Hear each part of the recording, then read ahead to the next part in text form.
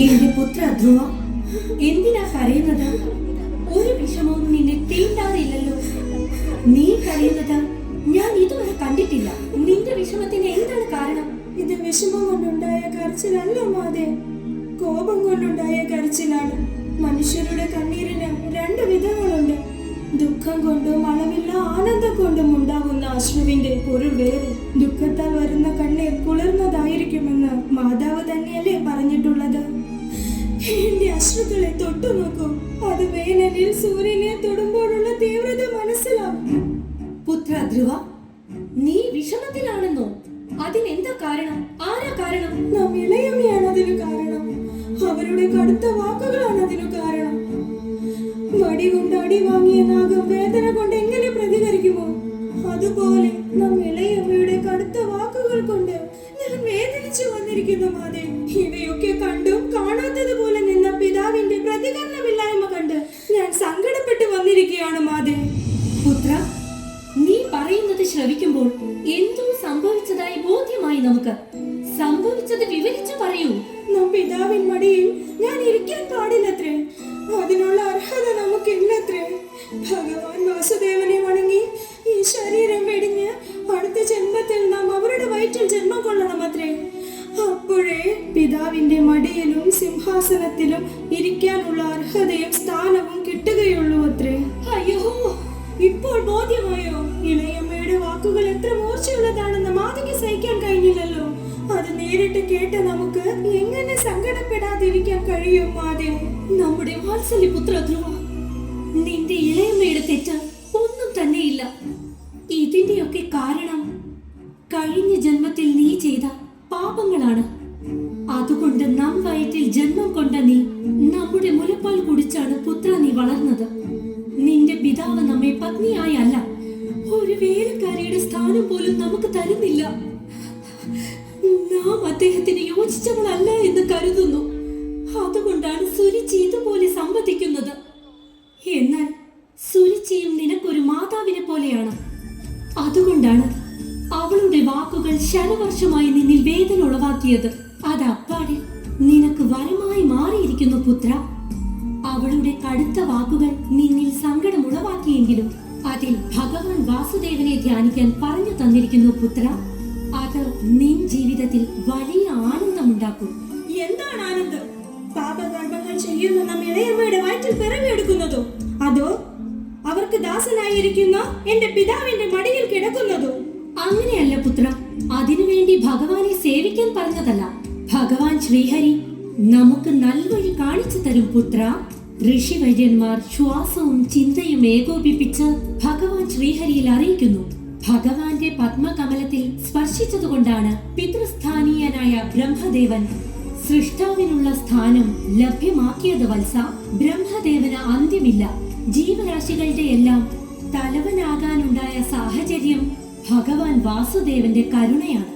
നിന്റെ പിതൃസ്ഥാനീയനായ സ്വയംഭൂ മനു പല യാഗങ്ങളും ദാനധർമ്മങ്ങളും ചെയ്ത് തന്റെ മുഴുവൻ ജ്ഞാനത്തെയും ഭഗവാനിൽ അർപ്പിക്കുകയായിരുന്നു.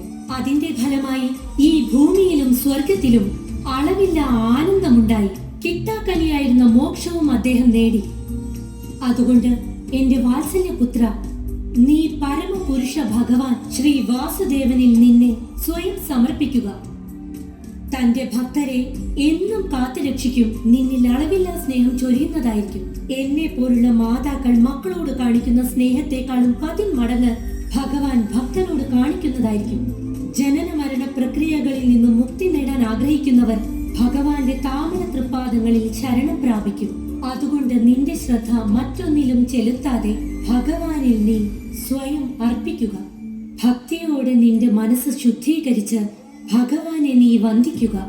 താമരക്കണ്ണനെ കൊണ്ടല്ലാതെ മറ്റാരെ കൊണ്ടും നിന്റെ യാതനകൾ വേരോടെ നശിപ്പിക്കാൻ കഴിയുകയില്ല. പുത്ര ധ്രുവ, ഇനിയും താമസമരുത്. ഭഗവാനിൽ അണയാൻ ഉടനെ പുറപ്പെടുക. പുറപ്പെടാം മാതേ, പുറപ്പെടാം. മാതാവ് പറഞ്ഞു തന്ന ഓരോ കാര്യങ്ങളും നമ്മുടെ മനസ്സിന്റെ അകത്തളങ്ങളിൽ ഭദ്രമാണ്. ഭഗവാനെ നേരിൽ ദർശിച്ച് എന്റെ ആശയങ്ങൾക്ക് ഒരു പരിഹാരം വരുത്താതെ നാം കൊട്ടാരത്തിലേക്ക് വരില്ല മാതേ. എന്നെ അനുഗ്രഹിക്കൂ മാതേ. വിജയിച്ചു വരൂ.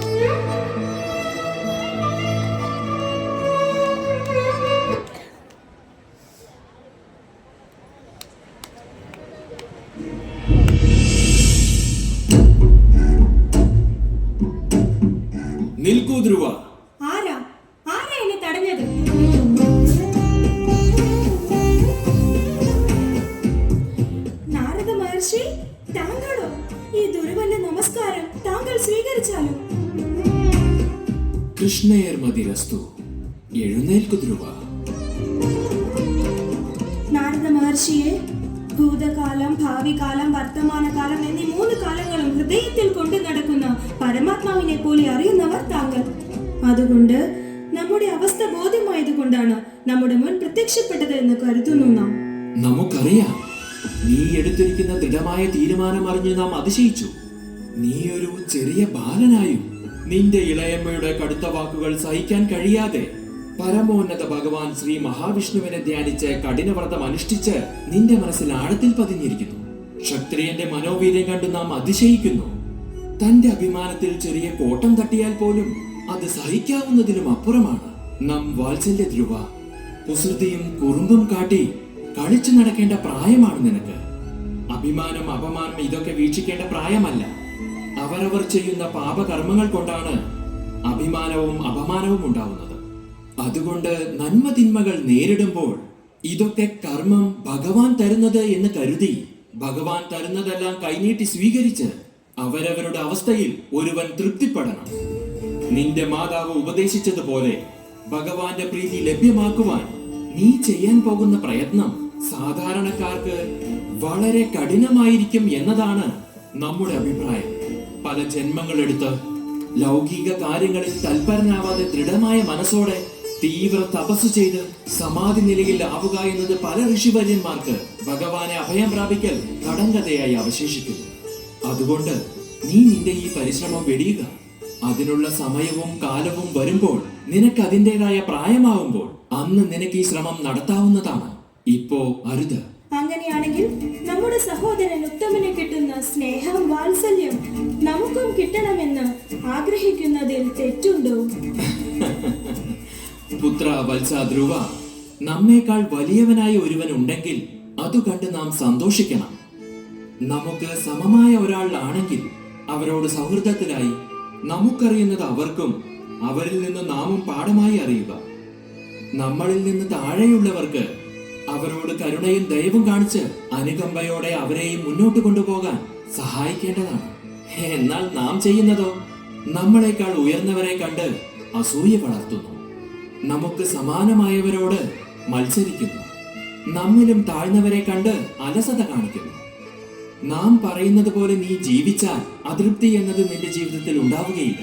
ബഹുമാനപ്പെട്ട നാരദ മഹർഷിയെ, ലൗകിക ജീവിതത്തിൽ ജീവിക്കുന്ന ഒരാൾ സുഖദുഃഖങ്ങൾ എന്ന അവസ്ഥയെ കടന്ന് സമാധാനമായി ജീവിക്കുക എന്നത് ഋഷിവര്യൻ പറഞ്ഞു തന്ന ഉപദേശം തീർച്ചയായും നല്ലതാണ്. എന്നാൽ ഞാനോ ആരോടും തല താഴ്ത്താത്ത ക്ഷത്രിയ കുലത്തിൽ പിറന്നവനായതുകൊണ്ട് താങ്കളുടെ ഉപദേശം നാം ഹൃദയം ഉൾക്കൊള്ളാൻ വിസമ്മതിക്കുന്നു.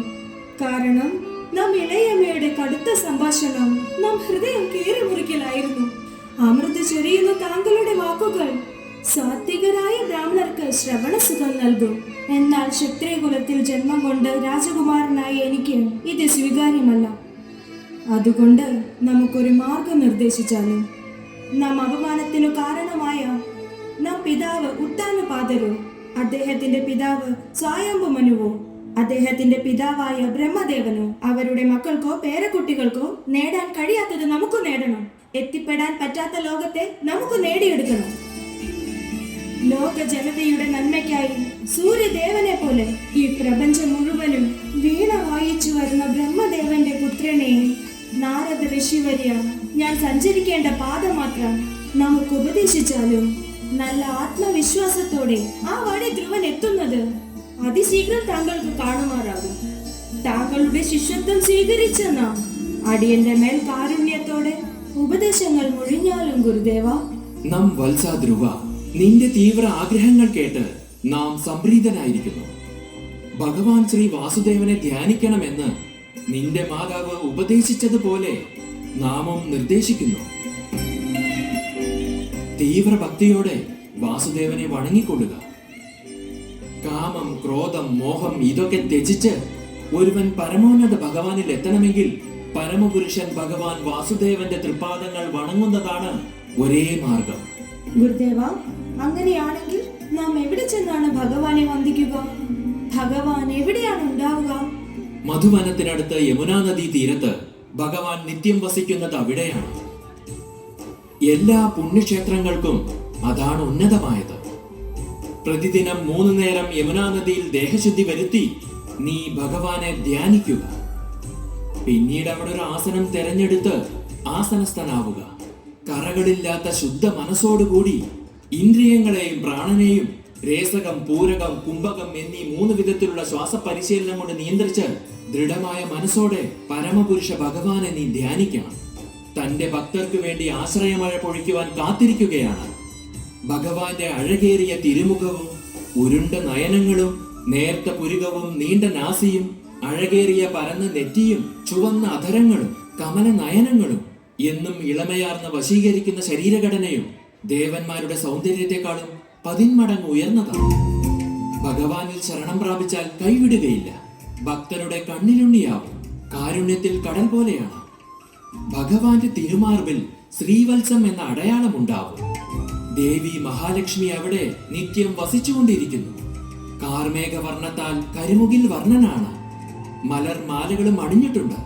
ശംഖ്, ചക്രം, ഗദ, പിന്നെ താമരയും തന്റെ 4 കരങ്ങളിൽ ഏന്തിയിരിക്കുന്നു.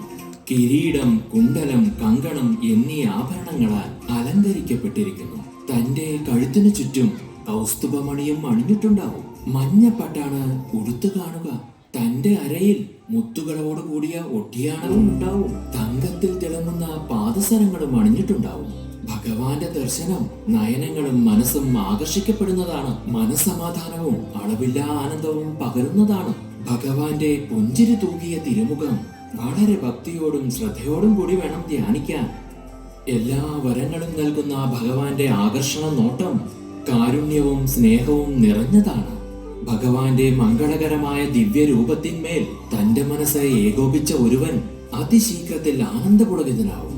ഒരിക്കലും അവൻ നിലയിൽ നിന്നും തളരുകയില്ല. മഹാരാജന്റെ പുത്ര, വളരെ രഹസ്യമായ ഒരു ഉയർന്ന മന്ത്രം ഞാൻ നിന്റെ വലതു ചെവിയിൽ ഉപദേശിക്കാൻ പോവുകയാണ്.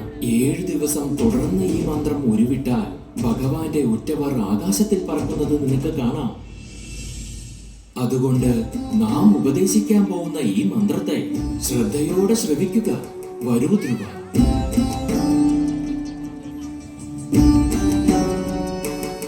ഓം നമോ ഭഗവതേ വാസുദേവായ.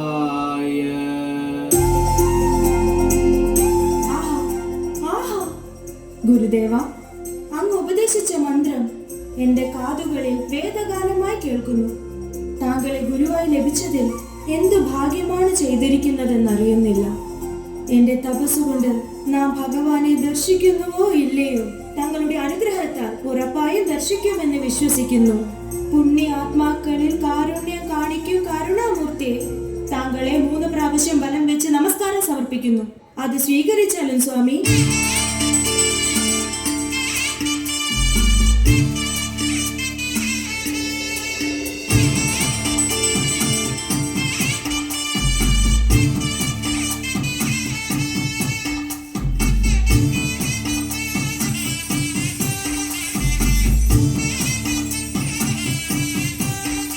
ജയമുണ്ടാവട്ടെ.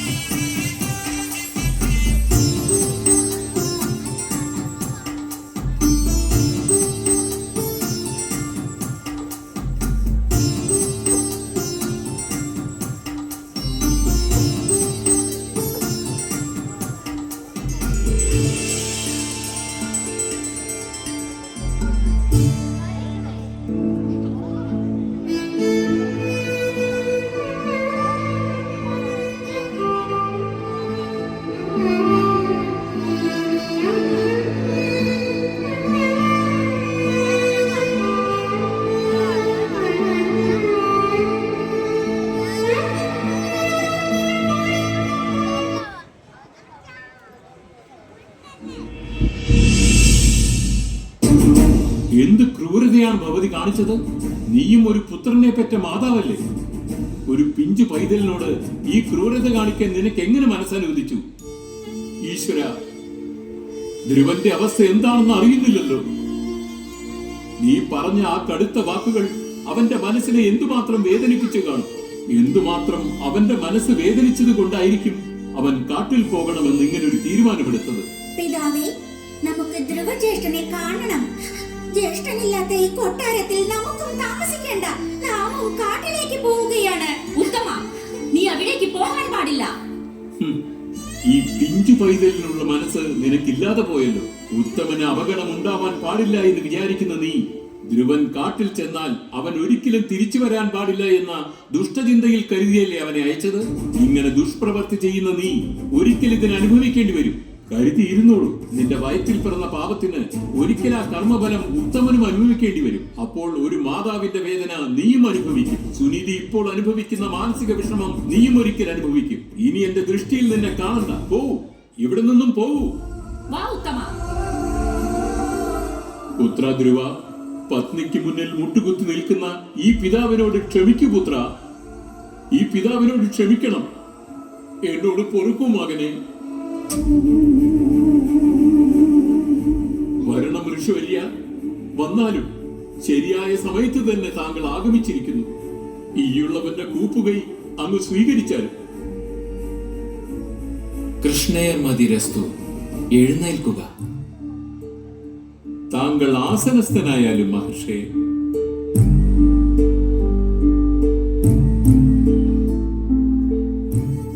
നമ്മുടെ പ്രിയപ്പെട്ട ഉദ്ധാനപാതരെ, എന്തു സംഭവിച്ചു?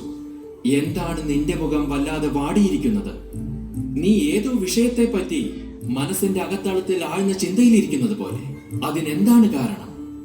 നിന്റെ ഭരണത്തിലോ അതോ നിന്റെ കുടുംബ ജീവിതത്തിലോ, ധർമ്മം അഥവാ ധാർമ്മികതയുടെ അനുഷ്ഠാനത്തിലോ, അർത്ഥം അഥവാ സാമ്പത്തികപരമായി മുന്നേറുന്നതിലോ, കാമം അഥവാ ഇന്ദ്രിയ സുഖത്തിന്റെ പാതയിലോ എന്തെങ്കിലും തടസ്സങ്ങൾ അനുഭവപ്പെടുന്നുണ്ടോ?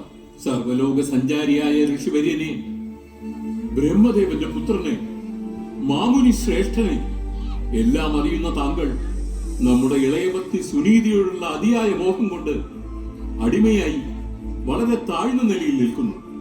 ചെറുബാലനായ എന്റെ പുത്രൻ ധ്രുവനെ അല്പം പോലും ലാളിക്കാതെ ഞാൻ അവഹേളിക്കുകയാണുണ്ടായത്.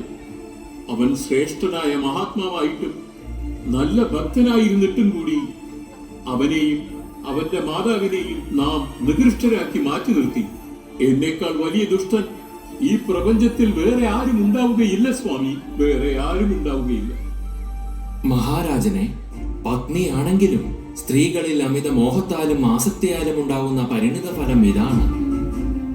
ആത്മീയ മുന്നേറ്റത്തിന് തടസ്സമാവാത്ത പക്ഷത്തിൽ ഒരു കാരണവശാലും ഒരുവൻ തന്റെ പത്നിയെയോ കുഞ്ഞിനെയോ കൈവിടാൻ പാടില്ല എന്ന് മനുസ്മൃതിയിൽ പറയുന്നുണ്ട്.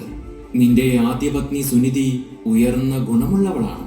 നിന്റെ പുത്രൻ ധ്രുവനോ ഉയർന്ന സദ്ഗുണങ്ങളും വിനയവും നല്ല ശീലങ്ങളുമുള്ളവനാണ്, ഉത്തമ ഭക്തനും. അങ്ങനെയുള്ളവരെ അവഗണിക്കുന്നത് വേദശാസ്ത്ര വ്യവസ്ഥയ്ക്ക് വിരുദ്ധമാണ്. ഇതുപോലെയുള്ള സാഹചര്യങ്ങൾ വന്ന് ഭവിക്കുന്നത് കൊണ്ടാണ് പത്നിയുടെ പൂർണ്ണ അധീനതയിൽ ജീവിക്കുന്നവനെ അസത്സംഗം, അതായത് മാറ്റി നിർത്തപ്പെടവേണ്ടിയവൻ എന്ന് ശാസ്ത്രം പറയുന്നത്. സത്യമാണ് മഹർഷി, പരമാർത്ഥം നാം മാറ്റി നിർത്തേണ്ടവൻ തന്നെ. സ്നേഹപാശങ്ങളാൽ എന്റെ കുഞ്ഞ് ധ്രുവൻ എന്റെ മടിയിൽ കയറി ഇരിക്കാൻ ശ്രമിച്ചപ്പോ ഞാൻ അവരെ പ്രോത്സാഹിപ്പിക്കുകയോ വാരി പുണരുകയോ ചെയ്തില്ല. മാത്രവുമല്ല, സുരുചിയുടെ കടുത്ത വാക്കുകൾ കേട്ട് പാറക്കല്ല് പോലെ ഉരിയാടാതെ നിന്നു. അയ്യോ, എന്റെ പുത്രൻ വിടർന്നു വരുത്ത ചെന്താമര പൂ പോലെ സൗന്ദര്യമുള്ള മുഖം ഘോരവനത്തിൽ ആരോരുമില്ലാതെ ഒറ്റയ്ക്ക് ഭക്ഷണമില്ലാതെ എങ്ങനെ വാടിയിരിക്കുന്നോ ആവോ. ഒരുപക്ഷെ വിശന്നു മയങ്ങി കാട്ടിൽ കിടക്കുന്നുണ്ടാവാം. അല്ലെങ്കിൽ വന്യമൃഗങ്ങൾ അവനെ ആക്രമിച്ച് ഒരുപക്ഷെ അവനെ ഭക്ഷണമാക്കിയിട്ടുണ്ടാവാം. മഹാമുനി, മഹർഷേ, നമ്മുടെ പുത്രൻ ധ്രുവന് എന്ത് സംഭവിച്ചിട്ടുണ്ടാവുമെന്ന് അറിയില്ലല്ലോ. ദുഃഖിക്കേണ്ട ആവശ്യമില്ല രാജൻ. അങ്ങയുടെ മകൻ ധ്രുവൻ പരമപുരുഷ ഭഗവാൻ വാസുദേവനാൽ സംരക്ഷിക്കപ്പെടുന്നതായിരിക്കും. അവന്റെ നാമവും പ്രശസ്തിയും മുൻപേ ഈ ലോകം തിരിച്ചറിഞ്ഞിരിക്കുന്നു. അല്ലയോ പ്രിയപ്പെട്ട രാജാവേ, നിന്റെ പുത്രൻ ധ്രുവൻ എല്ലാത്തിലും നിപുണനാണ്.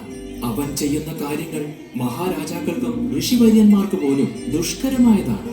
എത്രയും വേഗം തന്നെ അവന്റെ ലക്ഷ്യങ്ങൾ പൂർത്തിയാക്കി വിജയിച്ച് അവൻ ഇല്ലം തേടി വരുന്നതായിരിക്കും. നിന്റെ സാമ്രാജ്യവും പ്രശസ്തിയും കൂടുതൽ വികസിപ്പിച്ചെടുക്കും. നിന്റെ പുത്രൻ ധ്രുവനെ കുറിച്ചുള്ള വേവലാതികൾ വെടിഞ്ഞ് ഇങ്ങനെയുള്ള ഒരു ഉത്തമപുത്രനെ ലഭിച്ചതിൽ അഭിമാനം കൊള്ളുക ഉത്താനപാല. ആഹാ, നന്ദി മഹർഷേ, ഒരുപാട് നന്ദി. കുറ്റബോധത്താൽ തകർന്നു പോയിരുന്ന ഈയുള്ളവന് അവിടുത്തെ അമൃത വാക്കുകൾ പ്രചോദനവും പുതുപുത്തൻ വികാരങ്ങളും പകരുന്നു. നമ്മുടെ പുത്രന്റെ ആഗമനത്തിനായി കാത്തിരിക്കാം. ശിഷ്ടമായിട്ടുള്ള എന്റെ ജീവിതം അവനു വേണ്ടി മാറ്റിവെക്കാം. നമ്മെ അനുഗ്രഹിക്കൂ സ്വാമി. മംഗളം ഭവിക്കട്ടെ.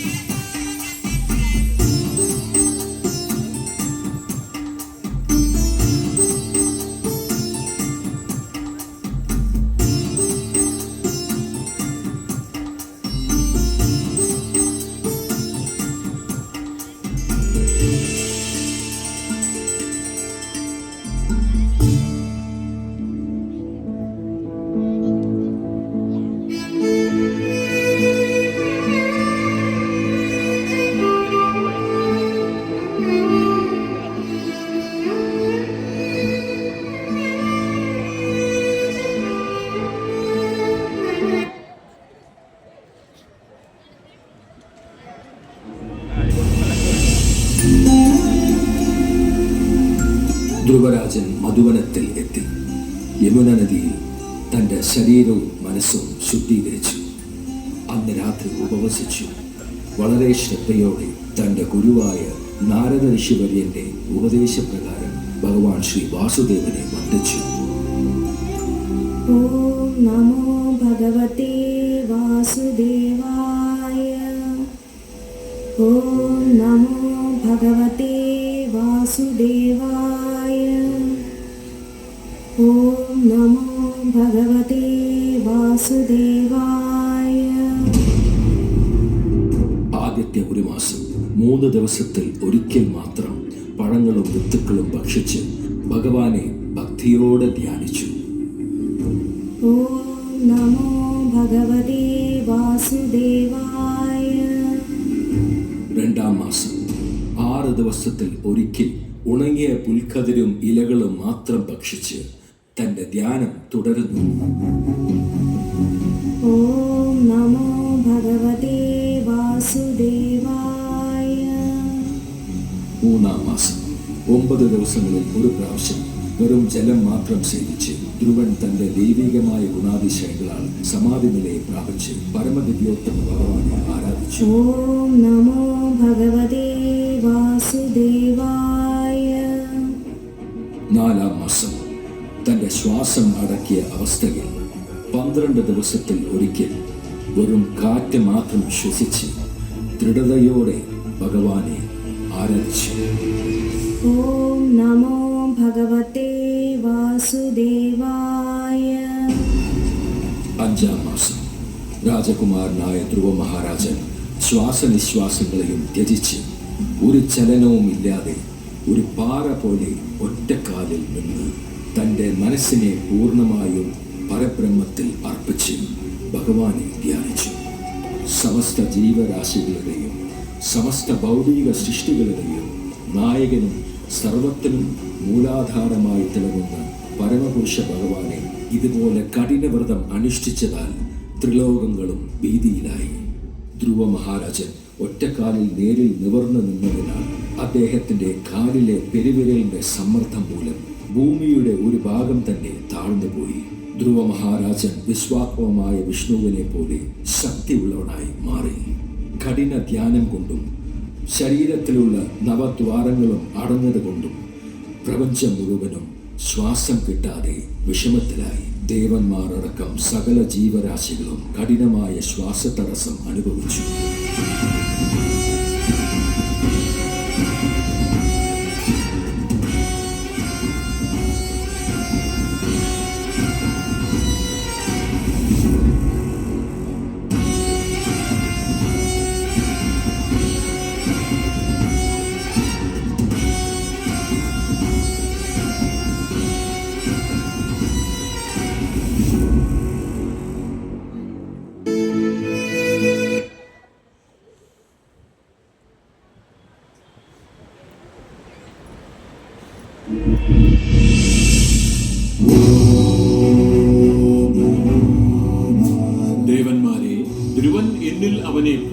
യാഗമായി അർപ്പിച്ചതുകൊണ്ട് പഞ്ചഭൂതങ്ങളിൽ ആവാഹിച്ച് തന്റെ ശരീരത്തെ, തന്റെ പ്രാണനെയും തന്റെ വരുതിയിലാക്കി. എന്നിലേക്ക് അലിയാൻ തുടിച്ച ഒരു ഭക്തൻ എന്നെപ്പോലെ തന്നെ ഈ പ്രപഞ്ചം മുഴുവനും തന്റെ കൈവശം വയ്ക്കാൻ അർഹിക്കുന്നവനായിരിക്കും. അവനെ കൊണ്ട് സാധ്യമാവാൻ കഴിയാത്തതായി ഒന്നും തന്നെ ഇല്ല ഈ പ്രപഞ്ചത്തിൽ. നാം മനസ്സിലാക്കുന്നു സ്വാമി, അനന്യ ഭക്തിയിലൂടെ മുഴുവൻ സൃഷ്ടിയെ നിയന്ത്രിക്കാനാവുമെന്ന സത്യം വ്യക്തമായി തിരിച്ചറിഞ്ഞിരിക്കുന്നു. ധ്രുവ മഹാരാജൻ നേടിയെടുത്ത ധ്യാനശ്രേഷ്ഠതയെ ആരെയും ദ്രോഹിക്കാനുള്ളതല്ല എന്ന തിരിച്ചറിവും ഞങ്ങൾക്ക് നന്നായി ബോധിച്ചു. എന്നാലും ത്രിലോകങ്ങളും സ്തംഭിച്ചിരിക്കുന്നു. എല്ലാ ജീവരാശികളും മരണഭയത്തിലാണ് ഇപ്പോഴും ഉള്ളത്. പരമപുരുഷനായ താങ്കൾ ഞങ്ങളോട് കരുണയുണ്ടായി അസഹനീയമായ ഈ സാഹചര്യത്തിൽ നിന്ന് ഞങ്ങളെ രക്ഷിക്കണമേ പ്രഭു. വ്യാകുലപ്പെടേണ്ട. നമ്മുടെ ഭക്തർ ആരും തന്നെ ഒരു തിന്മയും ചെയ്യുകയില്ല. ഒരു നാശത്തിനും അവർ കാരണമാവുകയുമില്ല. മറിച്ച് എല്ലാ ജീവജാലങ്ങൾക്കും അവൻ ഒരു ഉറ്റ തോഴനായിരിക്കും. നമ്മുടെ ദർശനത്തിനായുള്ള അതിയായ മോഹത്തിനാൽ ധ്രുവനെടുത്ത എല്ലാ ശ്രമങ്ങളും നമുക്ക് നന്നേ ബോധിച്ചു. ധ്രുവന് ദർശനം കൊടുത്ത് അവന്റെ തീവ്ര ധ്യാനം അവസാനിപ്പിക്കണം. അനാവശ്യ വ്യാകുലതകൾ വിട്ട് തങ്ങളുടെ സ്ഥാനങ്ങളിലേക്ക് ചെല്ലുക. മധുവനത്തിലേക്ക് നാം ഇപ്പോൾ തന്നെ പുറപ്പെടുന്നതാണ്.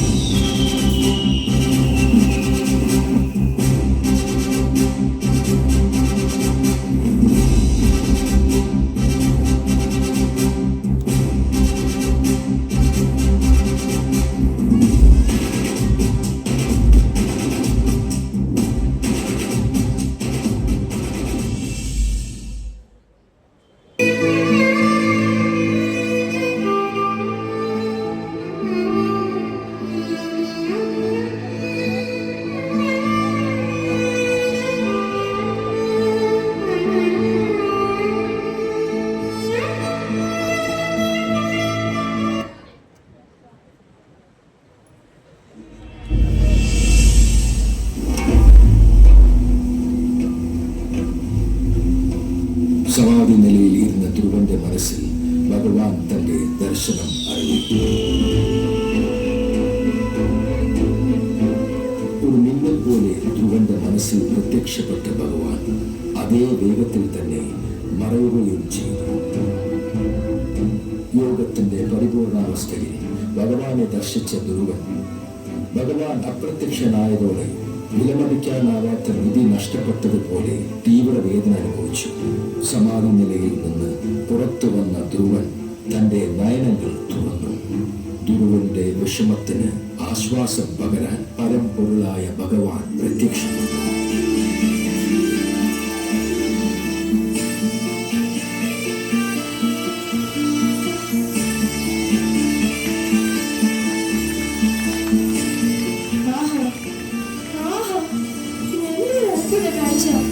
പരമപുരുഷ ഭഗവാനെ, നാം മനസ്സിൽ കണ്ട താങ്കളുടെ ദർശനം നേരിട്ട് കണ്ടത് വളരെ അത്ഭുതമാണ് ഭഗവാനെ.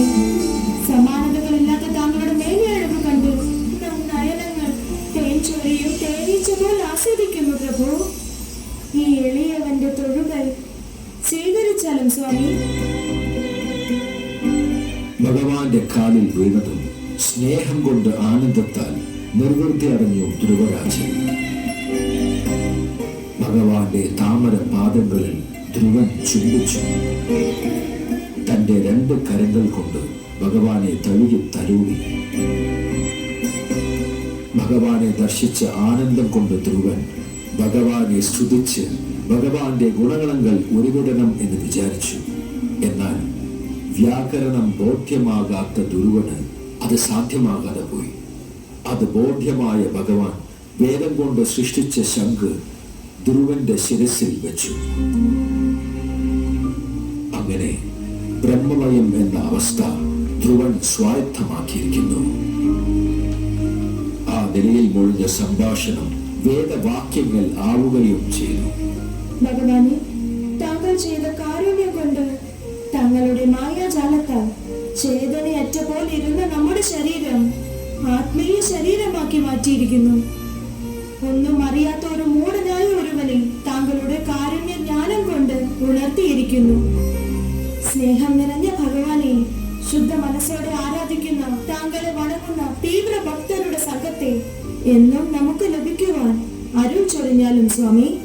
ആ ഭക്ത സംഘത്തിൽ അമൃതവർഷമായി ചൊരിയുന്ന താങ്കളുടെ ലീലകളും ഗുണാനുഭവങ്ങളും ശ്രവിച്ചു മയങ്ങിയ നാം ദുരിതപൂർണമായ ജീവിതത്തിൽ സംസാര സാഗരം അടിയൻ അതിശീഘ്രം കടന്നു ചെല്ലും.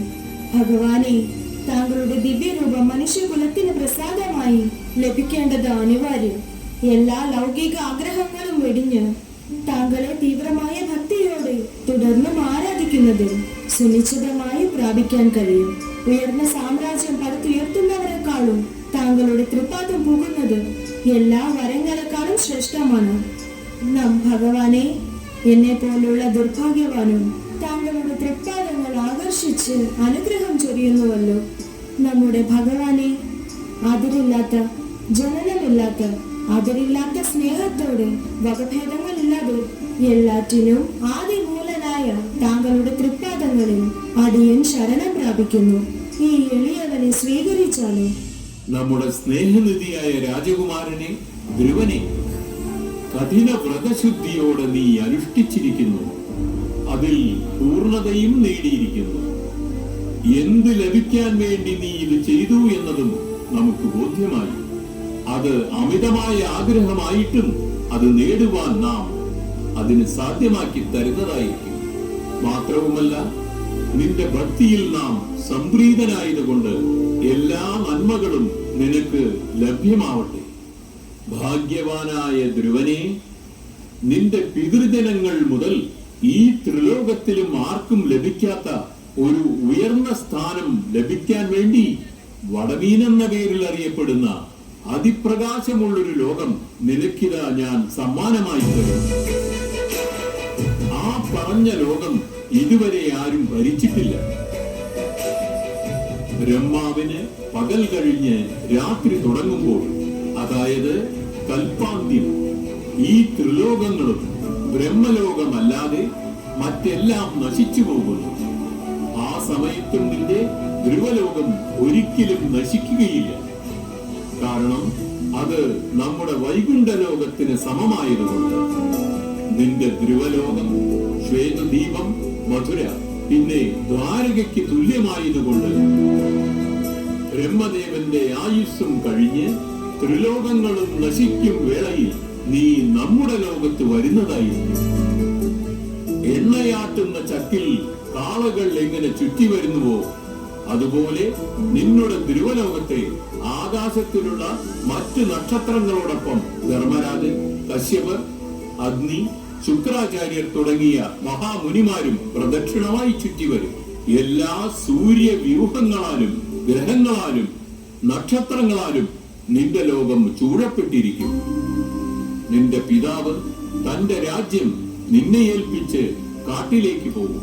പിന്നീട് 36,000 സംവത്സരങ്ങൾ ധർമ്മത്തിൻ പാതയിൽ നീ ഈ ലോകം ഭരിക്കുന്നതായിരിക്കും.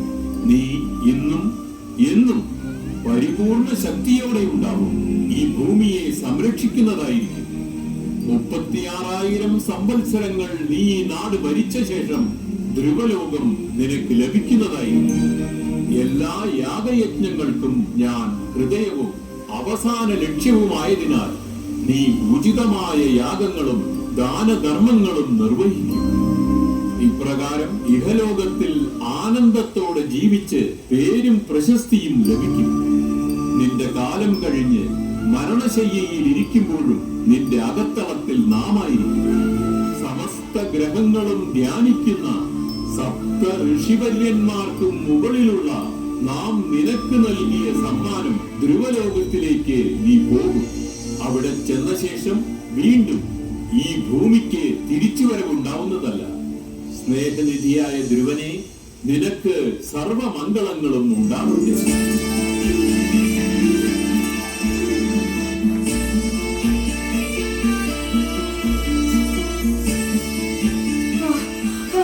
ഭഗവാനെ, കഠിന തപസ്സാൽ താങ്കളുടെ തൃപ്പാദങ്ങളിൽ ചേരുവാൻ അടിയൻ എത്തിച്ചേരേണ്ട ലോകത്ത് താങ്കൾ സമ്മാനമായി നൽകിയതിനു ശേഷവും നമ്മുടെ മനസ്സ് അസംതൃപ്തിയിൽ വാടുന്നുവല്ലോ. കാരണം നാം ഇളയമ്മയുടെ വാക്കുകൾ കുന്തം പോലെ മനസ്സിൽ കുത്തി നോവിച്ചു. ആർക്കും ആർക്കും നേടാനാവാത്തൊരു ലോകം നേടാനുള്ള ആസക്തി കൊണ്ട് ഭഗവാനെ ആരാധിച്ചു എന്നല്ലാതെ തന്റെ ഭക്തർക്ക് മുക്തി വാരി വിതറുന്ന ഭഗവാനോട് മുക്തിയെ ആവശ്യപ്പെടാൻ മറന്നിരിക്കുന്നു. സനകർ തലവനായി 4 പുത്രന്മാർക്കും കൂടി അവരുടെ ആയുഷ്കാലത്തിൽ ഭഗവാന്റെ തൃപ്പാദങ്ങളുടെ നിഴൽ പോലും കാണാൻ കഴിഞ്ഞില്ല.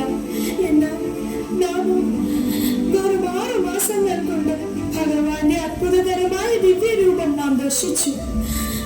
എന്നിട്ടും ഭഗവാനെ വിട്ട് ഒരു നിസ്സാരക്കാരെ ലബ്ധിക്കു വേണ്ടി ഭഗവാന്റെ ലോകത്തേക്ക് ഉടനെ എന്നെ കൊണ്ടുപോകാതെ ഭൗതിക വരങ്ങൾ തന്ന ഭഗവാൻ അപ്രത്യക്ഷനായി. ഉയർന്ന നിലവിലെത്തിയും നാം താഴേക്ക് വീഴുകയാണുണ്ടായത്. മുത്തുതരും മുകുന്ദൻ തന്റെ താമര പാദങ്ങൾ സേവിക്കുന്നവർക്ക് ഉന്നത നിലയിലുള്ള ഭക്തർക്ക് ഭഗവാന്റെ തൃപ്പാദ പൂജയല്ലാതെ വേറൊന്നും ആവശ്യപ്പെടാറില്ല. ഉള്ളത് കൊണ്ട് അവർ സംതൃപ്തിപ്പെട്ടാണ് ജീവിക്കാറുള്ളത്. ഞാനും ഇനി അതുപോലെ ഭക്തിയോടെ ജീവിക്കാൻ ശ്രമിക്കാം. എന്റെ കാലം കഴിഞ്ഞ് താങ്കളുടെ തൃപ്പാദങ്ങളിൽ ചേരുന്നത് വരെ താങ്കളുടെ ആജ്ഞ അനുസരിച്ച് ധർമ്മത്തെയും പ്രജകളെയും സംരക്ഷിച്ച് എല്ലാ കാലത്തും ഭഗവാന്റെ ദാസനായി ജീവിക്കാൻ ശ്രമിക്കാം. അനുഗ്രഹിച്ചാലും പ്രഭോ, അനുഗ്രഹിച്ചാലും.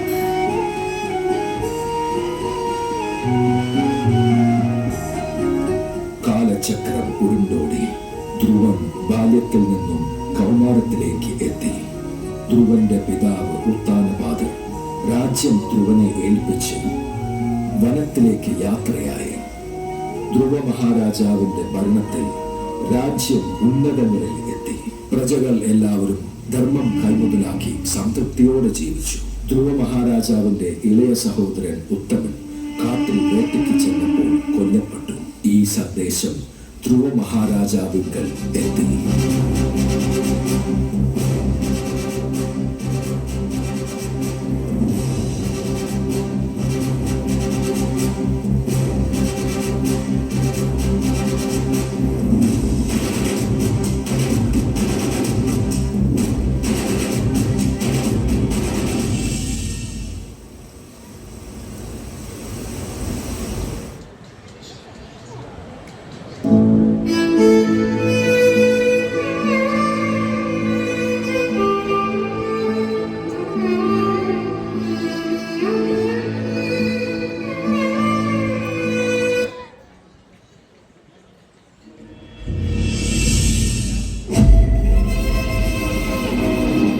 എങ്ങനെ സംഭവിച്ചു? ഇതെങ്ങനെ സംഭവിച്ചു?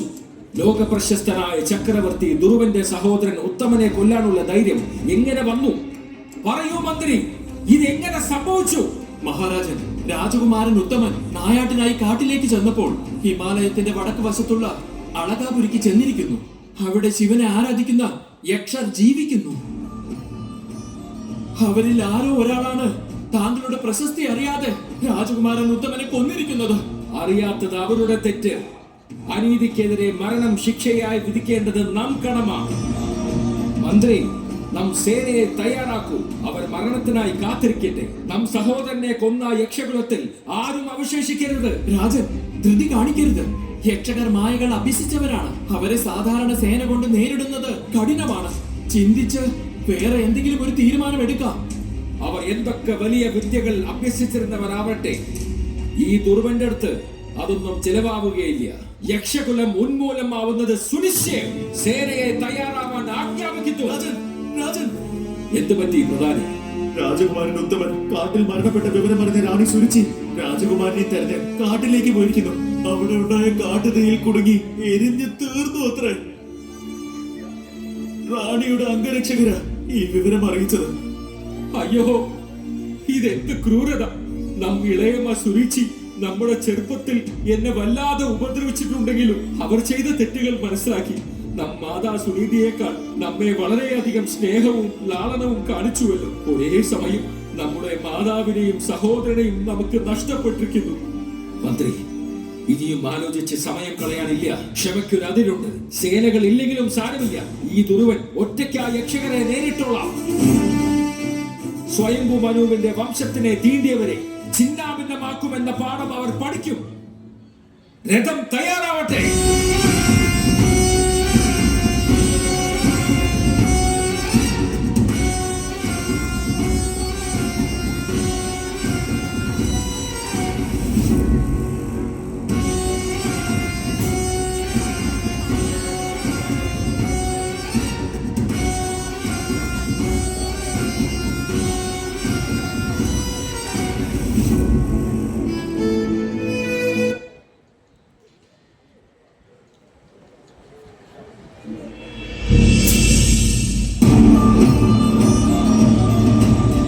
ഓം നമഃ ശിവായ. ഓം നമഃ ശിവായ. ഓം നമഃ ശിവായ. അപകടം, വലിയ അപകടം രാജൻ. എന്താ മന്ത്രി, എന്താണ് അപകടം? നമ്മുടെ യക്ഷകരിൽ ഒരുവൻ ലോക ചക്രവർത്തിയായ ദുർവ മഹാരാജാവിന്റെ സഹോദരൻ ഉത്തമനെ വധിച്ചിരിക്കുന്നു.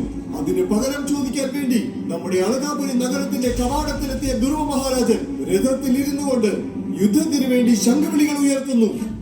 ആ ശംഖുവിളികളുടെ മുഴക്കം നമ്മുടെ സേനാനായകന്മാരുടെ പത്നികളുടെ ഹൃദയമിടിപ്പും ആശങ്കയും കൂട്ടിക്കൊണ്ടേയിരിക്കുന്നു.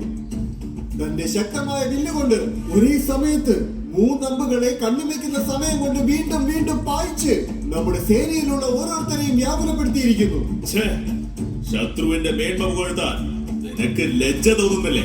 ദുരുവൻ അമ്പുകൾ തൊടുത്തപ്പോൾ നമ്മുടെ സൈന്യം എന്താ നോക്കി നിൽക്കുകയായിരുന്നോ? അങ്ങനെയല്ല രാജൻ. വിഷമുള്ള നാഗത്തിനെ ആരെങ്കിലും അറിയാതെ കാലുകൊണ്ട് ചവിട്ടുകയാണെങ്കിൽ അത് പത്തി വിടർത്തി എത്രയധികം ചീറ്റുമോ അതേപോലെ നമ്മുടെ സേനയും അയാൾ ഓരോ തവണയും എഴുതുവിട്ട 3 അമ്പുകൾക്ക് പകരമായി ഒരേ സമയത്ത് ഓരോ സൈനികനും ഒരേ സമയത്ത് 6 അമ്പുകൾ എഴുതിയിട്ടുണ്ട്. ദുരുവരാജനെ വീഴ്ത്തണം എന്നുള്ള ആക്രോശത്തിൽ നമ്മുടെ 1,30,000 പേരടങ്ങുന്ന സൈന്യം പലതരത്തിലുള്ള അമ്പുകൾ കൊണ്ടും ഇരുമ്പ് ഗതകൾ കൊണ്ടും വാളുകൾ കൊണ്ടും ശൂലായുധം കൊണ്ടും കുന്തങ്ങൾ കൊണ്ടും കുശണ്ടി എന്ന ആയുധം കൊണ്ടും ദുരുവന്റെ നേർക്ക് ശരവർഷമാണ് നടത്തിയത്. പേമാരി പെയ്യുന്ന സമയത്ത് മല മറഞ്ഞു പോകുന്നത് പോലെയാണ് നമ്മുടെ ധീരന്മാരായ സൈനികരുടെ ശരവർഷം ദുരുവരാജാവിനെയും അയാളുടെ രഥത്തിനെയും ചുറ്റി മൂടി മറച്ചു കളഞ്ഞു. സബാഷ് സബാഷ്. യക്ഷനോട് പോരാടാൻ വന്നാൽ ഈ ലോകത്തിന്റെ ചക്രവർത്തിയായാലും തോൽവി സുനിശ്ചയമെന്ന പാഠം എല്ലാവരും പഠിക്കട്ടെ. പിന്നീട് എന്ത് സംഭവിച്ചു? ദുരുവനെ കയ്യാമം വെച്ച് പിടിച്ചോ? അത് സാധ്യമല്ല മഹാരാജൻ. എന്തുകൊണ്ട്? സായാഹ്നങ്ങളിൽ സൂര്യൻ കടലിൽ അസ്തമിച്ചു കഴിഞ്ഞാലും അത് ജലസായത്തിൽ മുങ്ങിപ്പോയി എന്ന് തോന്നിയാലും ആ രാത്രി കഴിഞ്ഞിട്ട് പകലാകുന്ന സമയത്ത് എങ്ങനെ സൂര്യൻ ഒരു തടസ്സങ്ങളുമില്ലാതെ വീണ്ടും ഉദിച്ചു പൊങ്ങി വരുന്നുവോ അതുപോലെയാണ് ഗുരുവരാജനെ നമ്മുടെ ആയുധങ്ങൾ മറച്ചു കളഞ്ഞത്. നമ്മൾ ജയിച്ചു കഴിഞ്ഞു എന്ന് ചിന്തിക്കുന്ന ചില നിമിഷങ്ങൾ കഴിഞ്ഞതും ആ മൂടുപടത്തെ നീക്കിക്കൊണ്ട് സൂര്യൻ ഉദിച്ചു വരുന്നത് പോലെ ആയുധങ്ങളെല്ലാം തകർത്തെറിഞ്ഞുകൊണ്ട് ഗുരുവരാജൻ രഥവുമായി പുറത്തേക്ക് വന്നു. ചൂഴ്ന്ന മേഘത്തിനെ ചുഴലിക്കാറ്റില്ലാതാക്കുന്നത് പോലെ ഗുരുവരാജന്റെ അതിശയിപ്പിക്കുന്ന അമ്പുകൾ യക്ഷകരുടെ വിജയാഘോഷത്തെ തകർത്ത് തരിപ്പണമാക്കി കളഞ്ഞു. അയാളുടെ വില്ലിൽ നിന്നും പാഞ്ഞു വന്ന അമ്പുകൾ അതിന്റെ കഠോരമായ മൂർച്ച കൊണ്ട് മലകൾ പിളർക്കുന്നത് പോലെ നമ്മുടെ സേനയിലെ വീരന്മാരുടെ ശരീരത്തെ ഛേദിച്ചു കളഞ്ഞു. കുണ്ടലങ്ങൾ കൊണ്ടും കിരീടങ്ങൾ കൊണ്ടും അലങ്കരിച്ചിരുന്ന യക്ഷകരുടെ ശിരസുകൾ യുദ്ധകളത്തിൽ ചിതറിക്കിടക്കുന്നത് കണ്ടു. കൈകാലുകൾ നഷ്ടപ്പെട്ട മറ്റ് സൈനികരെല്ലാം സിംഹത്തിനെ കണ്ട് ഭയന്നോടുന്ന ആനകളെ പോലെ ശ്വാസമടക്കി ജീവൻ കയ്യിൽ പിടിച്ചുകൊണ്ട് ഗുരുവരാജന്റെ അമ്പുകൾക്ക് ഭയന്ന് പടക്കളത്തിൽ നിന്ന് അളകാപുരിയുടെ അകത്തളങ്ങളിലേക്ക് ഓടി ഒളിച്ചു. മാനമില്ലാത്തവർ, ശത്രുവിന്റെ കാല് കഴുകി കുടിക്കുന്ന ഭീരുക്കൾ, ഇനി യക്ഷ സൈന്യത്തെ വിശ്വസിച്ച് കാര്യമില്ല. എന്റെ മായ ശക്തി കൊണ്ട് ആ ദുരുവനെ ഞാൻ വീഴ്ത്തിയിരിക്കും.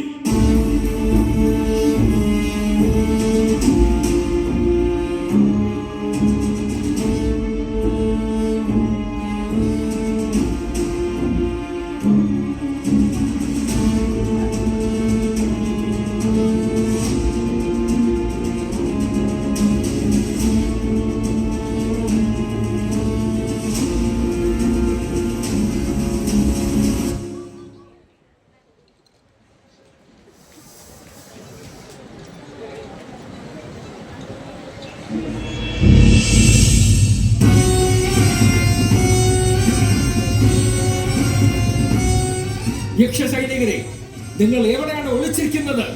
ഇതാണോ നിങ്ങളുടെ ധീരത? നിങ്ങളുടെ വംശം ഉന്മൂലനം ചെയ്യാതെ ഈ ദുർവണ്ണം സാമ്രാജ്യത്തിലേക്ക് തിരിച്ചു പോവില്ല. നിങ്ങളായി പുറത്തു വരുന്നുവോ, അതോ അളകാപുരി നശിപ്പിക്കാൻ നാം അകത്തേക്ക് വരണമോ? ഇനിയും ക്ഷമിക്കുന്നതിൽ അർത്ഥമില്ല. കയറി ചെല്ലുക തന്നെ വേണം. തിടുക്കം കാണിക്കണ്ട. നേർക്ക് നേര് വരുന്ന ശത്രുവിനെ ധൈര്യമായി നേരിടാം.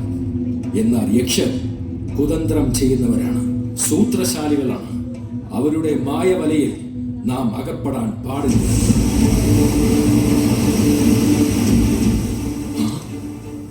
ഇതെന്ത് അതിശയം! അളകാപുരി കൊട്ടാരം മറഞ്ഞ് നമ്മുടെ ചുറ്റിനും കടൽ രൂപപ്പെട്ടുവല്ലോ. കൊടും കാറ്റ് വീശുന്നുവല്ലോ. പുഴുതി കാറ്റാണല്ലോ. കാറ്റ് നിന്നിരിക്കുന്നു, പക്ഷേ കാർമേഘങ്ങൾ കൂടിയിരിക്കുന്നുവല്ലോ.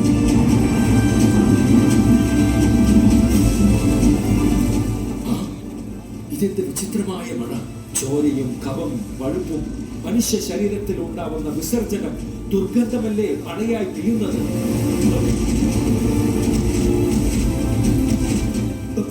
മനുഷ്യ ശരീരങ്ങൾ എവിടുന്നാണ് വീഴുന്നത്?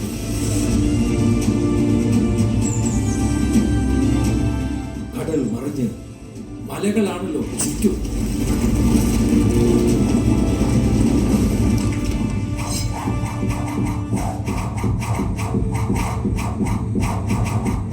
മായാവികളായ യക്ഷരെ, മറഞ്ഞെന്ന് ആക്രമിക്കും ഭീരുക്കളെ, നിങ്ങളുടെ കുതന്ത്രങ്ങൾ കണ്ട് ഭയന്നു പോകുന്നവരല്ല ഈ ദുർവൻ.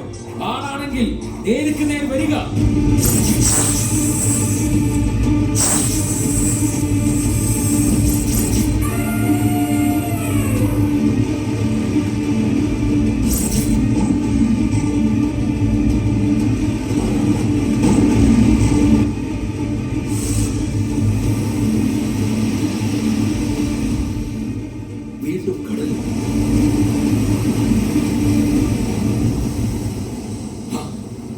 ഇത്തവണ ഭയങ്കര ഓളങ്ങളാണ്. കൽപ്പാണ്ട കാലത്തിന്റെ ഒടുവിൽ മുഴു പ്രപഞ്ചത്തെയും നശിപ്പിക്കുന്ന മഹാപ്രളയത്തെ ഇത് ഓർമ്മിപ്പിക്കുന്നുവല്ലോ. ദുഷ്ട സ്വഭാവം കൊണ്ട് യക്ഷരെ, അസുരന്മാരെ പോലെ പെരുമാറുന്ന ദുഷ്ടവംശം, ധൈര്യമില്ലാതെ ഭീരുക്കൾ വേണമെങ്കിൽ ഇത് കണ്ട് ഭയന്ന് വിറയ്ക്കാം. പക്ഷേ നാം ഭയക്കില്ല. നിങ്ങളുടെ ഈ മായതന്ത്രം മതിയാക്കുവൻ. ഇല്ലാതെ പക്ഷം പ്രശ്നങ്ങൾ രൂക്ഷമാകും.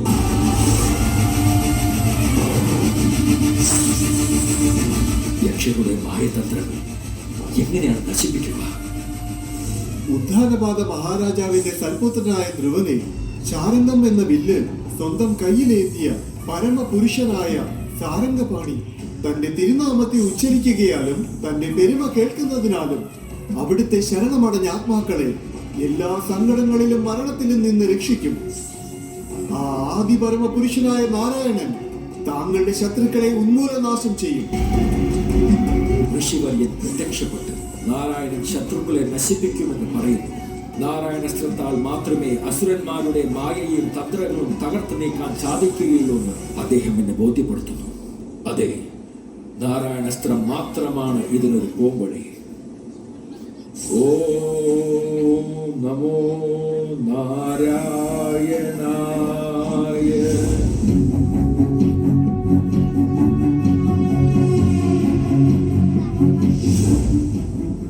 യക്ഷന്മാരെ, ഇനിയൊരു ക്ഷണം പോലും നിങ്ങളെ ജീവിക്കാൻ ഞാൻ അനുവദിക്കുകയില്ല. നാരായണസ്ത്രം ഏത് നിങ്ങളുടെ അളകാപുരിയുടെ അടയാളം ഇല്ലാതാക്കും. ഹേ ദുർവ, അത്ര എളുപ്പത്തിൽ നീ അളകാപുരിയെ ഉന്മൂലനം ചെയ്യുമോ? നിന്നാൽ കൊല്ലപ്പെട്ട എന്റെ സൈനികർക്ക് നിന്റെ ശിരസ് കൊയ്ത് പടച്ചോറായി വിളമ്പി അവർക്ക് അന്ത്യകർമ്മം നടത്തും. വാ!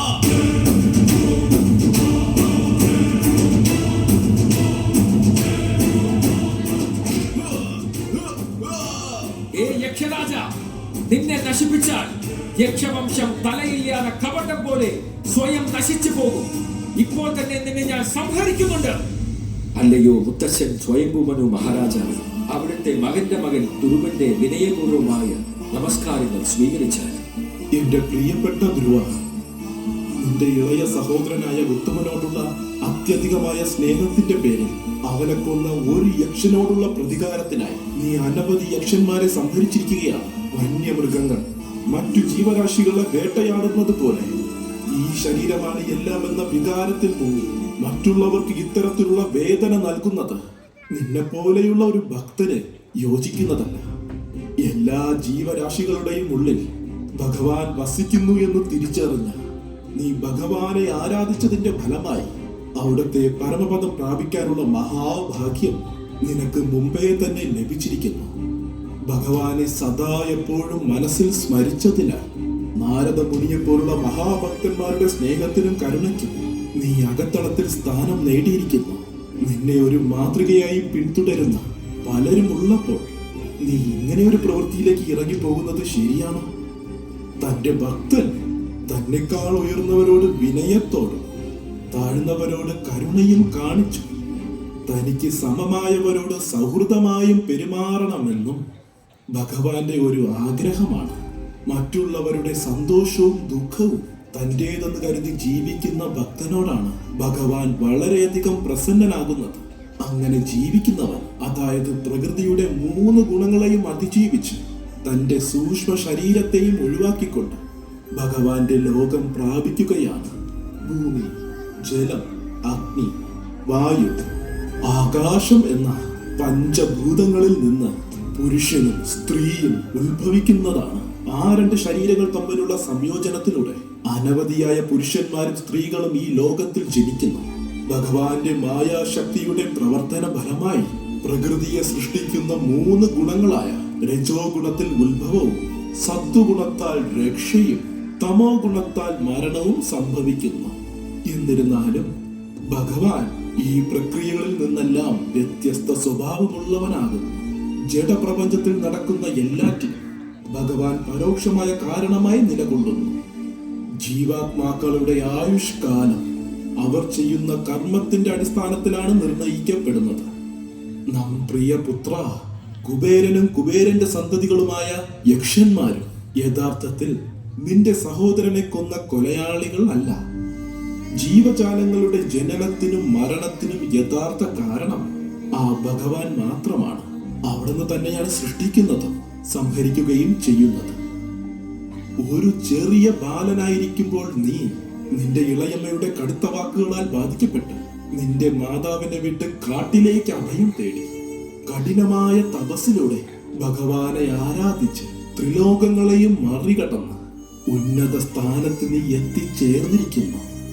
മരണത്തെ അതിജീവിക്കാൻ ആഗ്രഹിക്കുന്ന ഒരു ജ്ഞാനസ്ഥന് ആക്രോശം എന്ന് പറയുന്നത് ആത്മീയ മാർഗത്തിൽ തടസ്സങ്ങൾ സൃഷ്ടിക്കുക തന്നെ ചെയ്യും.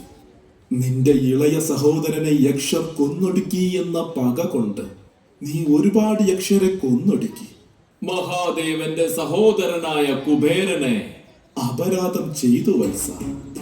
നിന്നെ പോലുള്ള ഉയർന്ന വൈഷ്ണവന് അതൊരിക്കലും ഉചിതമല്ല. ആകയാൽ നീ ഉടനെ തന്നെ കുബേരനോട് ചെന്ന് സമസ്ത അപരാധങ്ങളും വന്ദനങ്ങളും നീ സമർപ്പിക്കുക. അവിടുത്തെ ആജ്ഞ പോലെ തന്നെ ചെയ്യാം മുത്തശ്ശ. നന്മകൾ ഉണ്ടാകണം. മഹാനിധികളുടെയെല്ലാം അധിപതിയായ കുബേരനെ, ഇനി ഞാൻ യക്ഷന്മാരോട് വൈര്യം പുലർത്തുകയില്ല. കോപത്താൽ ഞാൻ ചെയ്ത പാപങ്ങളെ ക്ഷമിച്ച് ദയവായി എന്നെ അനുഗ്രഹിക്കണമേ. പാപമില്ലാത്ത ക്ഷത്രിയപുത്രനെ, നിന്റെ മുത്തച്ഛനായ സ്വയംഭൂമനുവിന്റെ ഉപദേശപ്രകാരം വിട്ടുകളയാൻ പ്രയാസമായ വൈരാഗ്യവും ദ്വേഷവും നീ ഉപേക്ഷിച്ചിരിക്കുന്നു. നിന്റെ ഈ പ്രവൃത്തി എന്നെ അത്യധികം സന്തോഷിപ്പിച്ചിരിക്കുന്നു. നീ യക്ഷരെ കൊന്നിട്ടുമില്ല, യക്ഷർ നിന്റെ സഹോദരനെയും കൊന്നിട്ടില്ല. ജനനത്തിനും മരണത്തിനും മൂല കാരണമാവുന്നത് പരമപുരുഷനായ ഭഗവാന്റെ ഇച്ഛയ്ക്കനുസരിച്ചായിരിക്കും. അതിനാൽ ധ്രുവ, നിനക്ക് സർവമംഗളങ്ങളും ഉണ്ടാവട്ടെ. ഇന്ദ്രിയങ്ങൾക്ക് അതീതനായ എല്ലാ ജീവജാലങ്ങളുടെയും ആധാരമായ സംസാര ബന്ധനങ്ങളെ അകറ്റി നിർത്തുന്ന ഭഗവാന്റെ തിരുവടികളെ എല്ലാ ജീവജാലങ്ങളും ഒന്നാണെന്ന ഭാവനയോടെ അവരെ ആരാധിച്ച് അവിടുത്തെ ദിവ്യസ്ഥാനത്തെ നീ കൈവരിക്കുക. ഉത്ഥാനപാതരുടെ പുത്രനെ, രാജനെ, അങ്ങേക്ക് അനുഗ്രഹാർത്ഥമായി ഒരു വരം നൽകണമെന്ന് നാം ആഗ്രഹിക്കുന്നു. ഒട്ടും സംശയിക്കാതെ അങ്ങയുടെ മനസ്സിലുള്ളതെന്തോ അതെന്നോട് ചോദിച്ചാലും.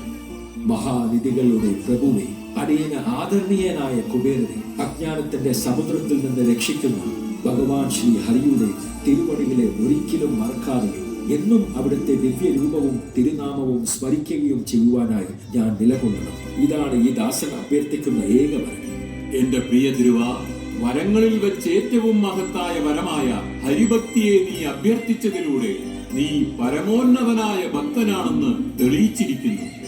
നിന്റെ ഇച്ഛ പ്രകാരം ഒരിക്കലും വഴിവിട്ടു പോകാത്ത ഹരിസ്മരണ നിന്നിൽ എന്നെന്നും ഉണ്ടാവും. ധ്രുവ മഹാരാജാവ് ഈ ഭൂമിയെ 36,000 കൊല്ലം ഭരിച്ചു.